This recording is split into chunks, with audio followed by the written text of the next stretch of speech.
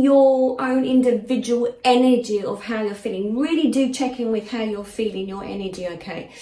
Really check in about where you are on your journey at this moment, and how you're feeling is going to really sort of affect your energy field around you.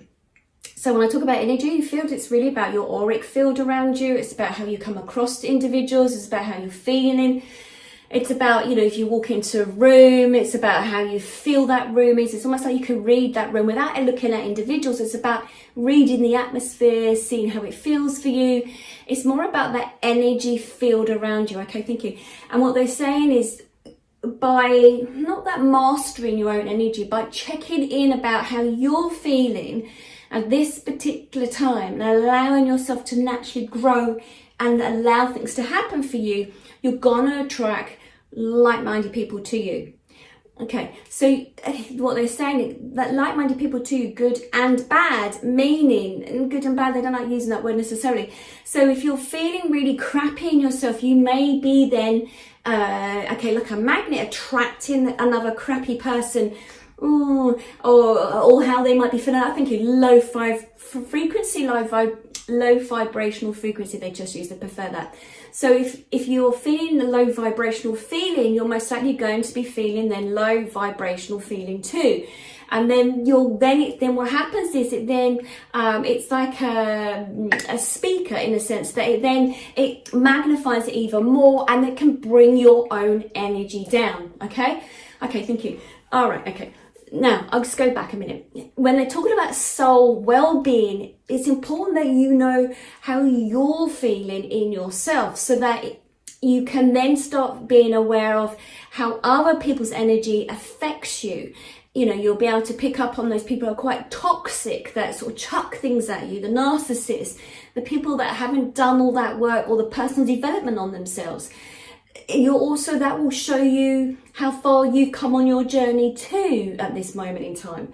So it can mirror back to you, can reflect back to you parts of yourself. This is very important that you look at this. They're saying very important that you look at this, because it's really about your vibrational energy field at the moment, and about the hygiene of that, the hygiene of your energy field. Okay, thank you.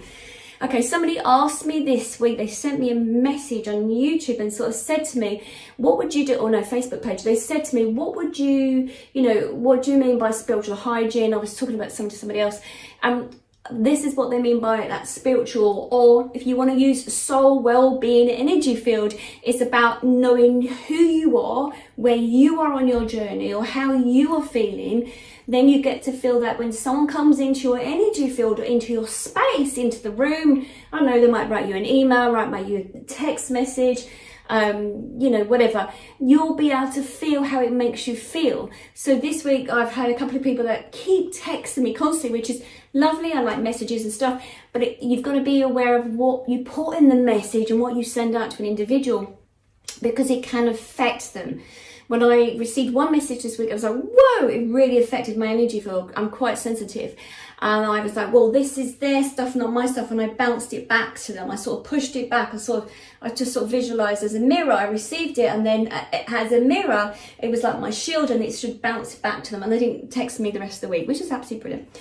So what happens is, it's like whatever your thoughts, your feelings of what's going on internally inside of you, you're gonna likely attract it into your energy field, because it's just gonna highlight, it's gonna show you how you're feeling. So if you're on a low frequency, low energy, feeling a little bit low in yourself, you're most likely gonna attract that into your energy field.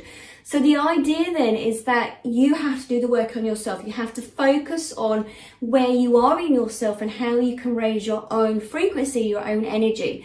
Now, they're really talking about this at the moment because it's very important on the planet right now, because there's waves of fear, there's waves of intolerance, there's waves of so much going on, and you can get caught up in it. And so my spirit guides are sort of saying, whoa, wait a minute, you don't need to get caught up in this. This might be somebody else's battle. Why are you getting so caught up in this?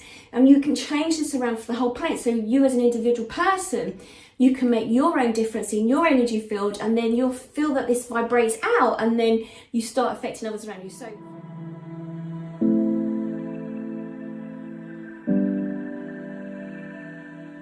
question, situation. If you're in the bed and you're sleeping with someone, and in this case with him having PTSD, post-traumatic stress syndrome, the last thing you want to do is then you wake up feeling stressed and it's not your stuff and it's theirs. And what do? Right, they just said you create like a filter around you. So, okay, there's a couple of ways you can do this. You can either, and okay, thinking, you wouldn't do that, but they're sort of saying to me, if you had a partner that you, and this is not your situation because what the question has just been asked, but if you're sleeping with somebody that you don't really want to be sleeping with, you can create an ice block all the way along, like an igloo ice block all the way along, so that you can separate your energy from them. But in your situation, what you're saying, they're saying, oh, thank you. They said because there is this caring, there is this link from your heart to their heart, that you are in a way open to their energy stream because of how you might care for them. And this happens like with children, with mothers, possibly lovers. This happens, we sort of link, we bridge up with those individuals we love and care about. That's why sometimes when, it doesn't matter where in the world they are. I know with my daughter, she travels to different parts of the world. When she was in the jungle in Borneo, I could feel her presence, and I was in England because I could feel her heart. I was connecting to her. With yourself, they're saying you place yourself in that golden egg. So visualize yourself a golden egg around you. And allow yourself that with the golden egg, they know that you still want to connect to source, that you will still hear the information. But the golden egg is really about you setting the intention that you only want to receive the information from the universe and not to pick up your partner who's got post-traumatic stress syndrome and anyone else who's living with somebody that has anything else that's going on for them. It's about they're saying to place yourself in that golden egg, and then they will be able to you'll still get the information that comes through for it. It'll act like a filter of the information that you will receive. And it's funny, I've had some clients where they didn't have physical evidence, but they had a feeling that their partners were committing adultery. And again, it was because they could feel the presence of the other person stepping forward.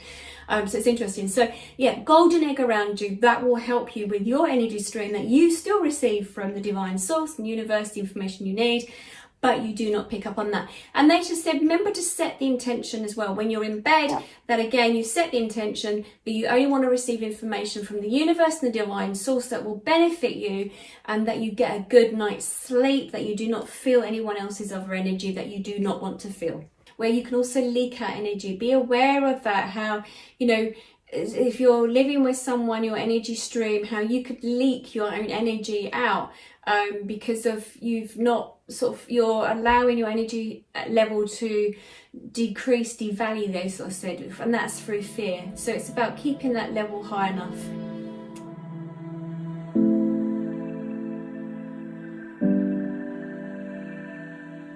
Obviously, we don't want to be feeling everything what's going on in the world at sometimes, and because being an empath, we can really feel what's going on, especially the information that was given me this morning at 3:00, that literally when we are tuned in to the world and the feelings.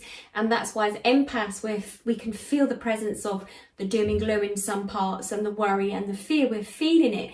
So of course, we don't, as a human, to be able to actually go about our daily life as well, but we also need to have a filter on us as well. So again, I would suggest the golden egg. You can place yourself in a golden egg. It is like see it as an egg. It's got a shell on the outside, and I always imagine that I've got, of course I do, gold velvet in the inside. It's soft and squidgy and lovely, and just as it is.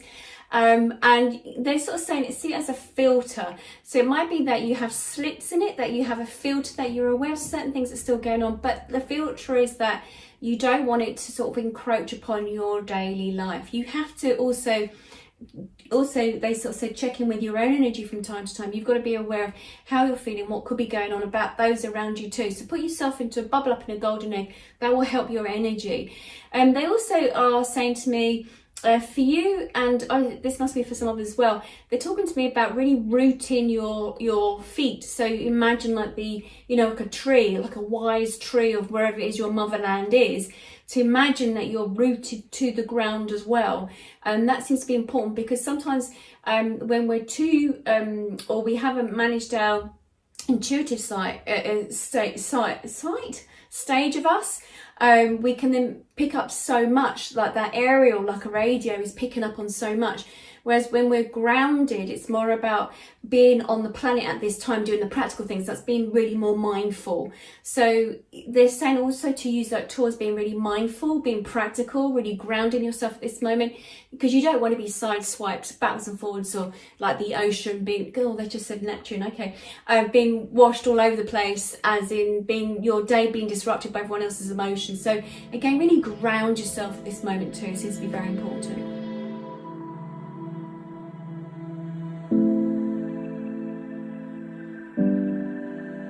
Is what happens when you are changing. How do you protect yourself? How do you, that self-care, how do you make sure that you're going to be okay from this? Because it's hard work. It's hard work, and it can feel quite emotional, quite draining. There's a lot going on. So what they're saying is, from source, this is the time that you have to take a moment for you.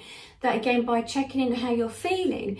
So, if I contact a certain member of family, and how I know that can be quite negative, there's energy stuff that you can do. So energy in the sense of, I bubble up. So I sort of see myself in a golden egg of protection.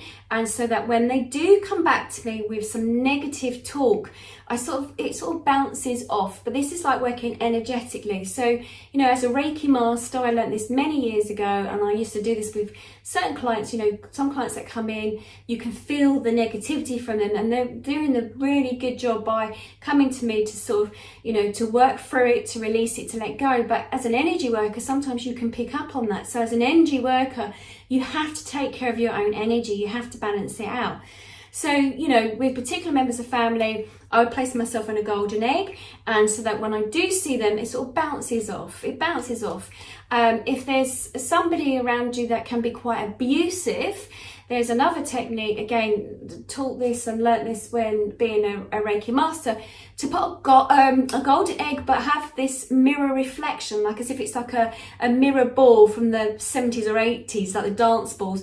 A mirror ball around you, so that then any abusive words that come at you, they bounce back off. And that's working with energy and stuff.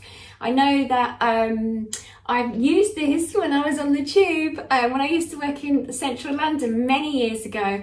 I noticed being on the tube that I used to pick up on everyone's emotions. Being an empath, I could pick up on what was going on, and and I remember when I used to work in retail years ago, and how some clients and customers would come in. Some could be quite abusive, and they're having a really shitty day, and they just want to lash at anyone, and you're there.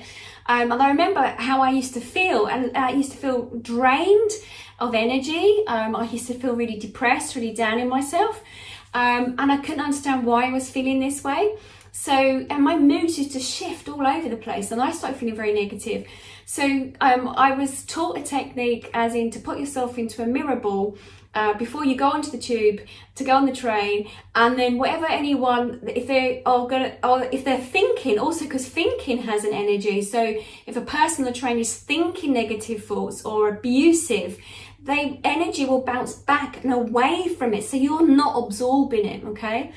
Another technique that I use also, because some of the cases are quite heavy that I work with. So another technique is that I imagine that I'm standing under a shower of light, and the white sparkling light comes through the top of my head, my crown chakra, and comes all the way down through my body. And that cleanses and clears and moves it through, and that's energetically. That's what I do. I visualize that, and that helps to release it.